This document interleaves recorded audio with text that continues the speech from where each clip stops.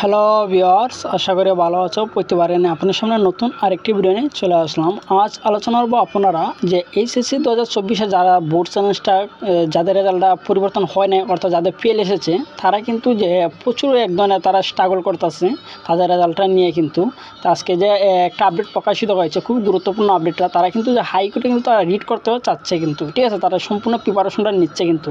তো তারা যে রেজাল্টটা পরিবর্তন না হওয়ার যে কারণটা, সেটা নিয়ে কিন্তু তারা হাইকোর্টে একটা রিড করবে, তার জন্য কিন্তু একটা আপডেট প্রকাশিত হয়েছে। আজকে এই নিয়ে আলোচনা করবো, তার জন্য ভিডিওটি সম্পূর্ণ দেখবেন। যদি সম্পূর্ণ না দেখেন তাহলে কিন্তু আপনি কিছুই বুঝবেন না।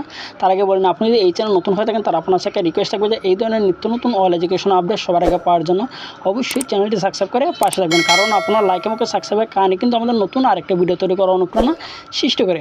আপনারা এইচএসসি 2024 যারা আছেন, যাদের রেজাল্টটা পরিবর্তন হয় নাই, যে বোর্ড চেঞ্জ করার পরও তারা কিন্তু প্রচুর একটা স্ট্রাগল করতেছে তাদের রেজাল্টটা নিয়ে কিন্তু, ঠিক আছে। হয়তো আপনি যারা যারা ঢাকার ভিতর আছে তারা কিন্তু আসলে স্ট্রাগলটা করতেছে বা বিভিন্ন ধরনের তারা কিন্তু আন্দোলনটা করতেছে। হয়তো আপনার ঢাকার বাইরে যারা, তারা হয়তো আপনারা হয়তো এই বিষয়ে তো জানেন না, বা হয়তো আপনার নেটে থাকলে তো অবশ্যই জানতে পারবেন, বা হয়তো আপনারা এই ধরনের আন্দোলন তারা আপনারা যোগ দিচ্ছেন না। কিন্তু যারা যারা ঢাকার ভিতরে কিন্তু আছে তারা কিন্তু যে প্রতিদিন তারা আন্দোলনটা করতেছে, এবং তারা সর্বশেষ কিন্তু আজকে তারা আপডেট এখানে জানিয়ে দিয়েছে তারা কিন্তু তাদের রেজাল্টটা নিয়ে কিন্তু তারা হাইকোর্টে কিন্তু তারা রিড করবে, ঠিক আছে। এবং অনেক শিক্ষার্থী কিন্তু যে মার্কসটা, সেই মার্কসটা কিন্তু তারা ডাউনলোড করে কিন্তু তারা সব মার্কশিট এক করে কিন্তু তারা হাইকোর্টে রিটের জন্য কিন্তু তারা অংশ নিচ্ছে, ঠিক আছে। যে আজকে যে একটা আপডেট প্রকাশিত হয়েছে, সম্পূর্ণ ভিডিওটা দেখবেন। দেখার পর কিন্তু অবশ্যই আপনার যে মতামতটা সেটা কিন্তু জানিয়ে দেবেন। যে এইচএসসি 2024 ছাত্র আন্দোলন একটা গ্রুপ আছে কিন্তু, ঠিক আছে। যে এই গ্রুপটা, যে ফেসবুকের গ্রুপটা কিন্তু অনেক আগ থেকে কিন্তু, যেহেতু আমরা এই ধরনের ভিডিও সবসময় ক্রিয়েট করি, আমরা কিন্তু প্রত্যেকটা গ্রুপের মধ্যে কিন্তু অ্যাড আছে, ঠিক আছে।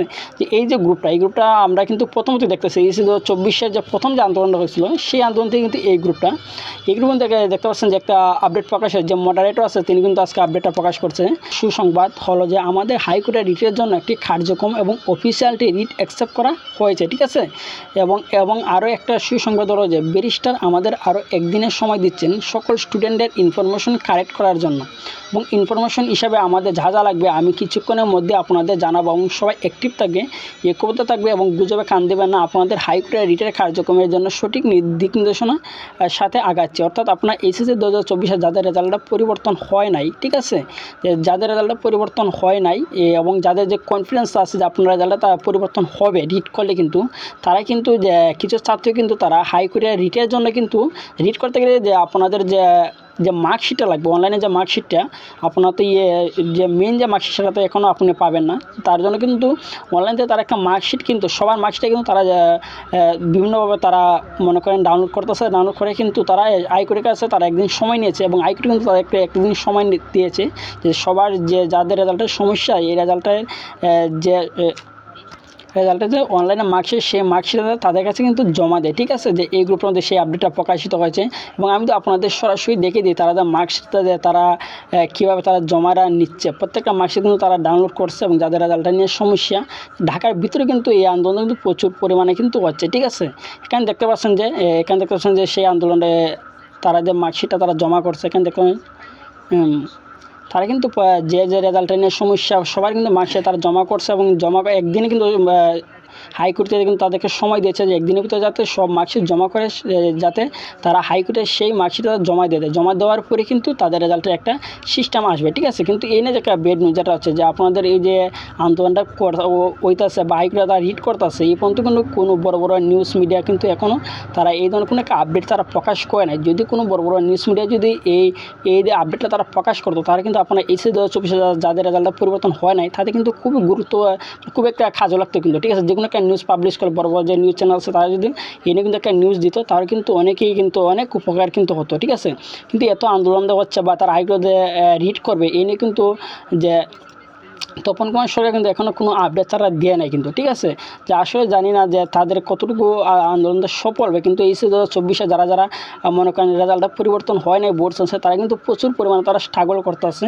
যদি সবাই মিলে যদি এই স্ট্রাগলটা যোগ দেন, তাহলে কিন্তু অবশ্যই আপনাকে কিছু পাবেন, ঠিক আছে। যদি সবাই না মিলে যদি সেটাতে যোগ না দেন, তাহলে কিন্তু আপনারা কিছু পাবেন। অনেকে দেখছি যখন আমরা এই ধরনের ভিডিও ক্রিয়েট করি বা বিভিন্ন গ্রুপে কিন্তু তারা দেখছি ফেসবুকে কিন্তু তারা এই ধরনের কমেন্ট সেকশনে গেলে দেখা যায় তাদের যে আমরা 2 পাস চাই, আমরা পাস চাই, আমাদের রেজাল্ট দিতে হবে, বা সঠিক বিষয় আছে বা এই ধরনের যে কমেন্টগুলো দেখি শুধু অনলাইনেই কিন্তু, ঠিক আছে। অফলাইনে কিন্তু সবাই কিন্তু গিয়া কিন্তু যোগ দেয় না। যদি অনলাইনে অফলাইনে যদি সবাই যোগ দিত তাহলে কিন্তু তাদের কিন্তু অবশ্যই একটা কিছু পেলো না কিন্তু, ঠিক আছে। যেহেতু আন্দোলন করলে কিন্তু অবশ্যই ভালো কিছু একটা সুফল কিন্তু তারা পেলো না। কিন্তু অনলাইনে সবাই কিন্তু দেখছি কমেন্ট সেকশনে যাওয়ার পরেই দেখা যায় যে সবাই এই ধরনের আন্দোলনে কিন্তু কথা বলে শুধু কমেন্ট সেকশনে, ঠিক আছে। আশা করি বুঝতে পারছি এবং তাই আন্দোলন যাতে সফল হয় আমরা সবাই চাচ্ছি। আজকে এই চলো আলোচনা, তারপর যেন আপনি থাকেন অবশ্যই কমেন্ট করে জানাবেন। আর যদি ভিডিওটি ভালো লাগে থাকে অবশ্যই একটা লাইক দেবেন। আর আপনি যদি এই চ্যানেল নতুন হয়ে থাকেন তারা আপনার কাছে রিকোয়েস্ট থাকবে যে এই ধরনের নিত্য নতুন অল এডুকেশন আপডেট সবার আগে পাওয়ার জন্য অবশ্যই চ্যানেলটি সাবস্ক্রাইব করে পাশে থাকবেন। ধন্যবাদ, দেখা হবে অন্য কোনো ভিডিওতে।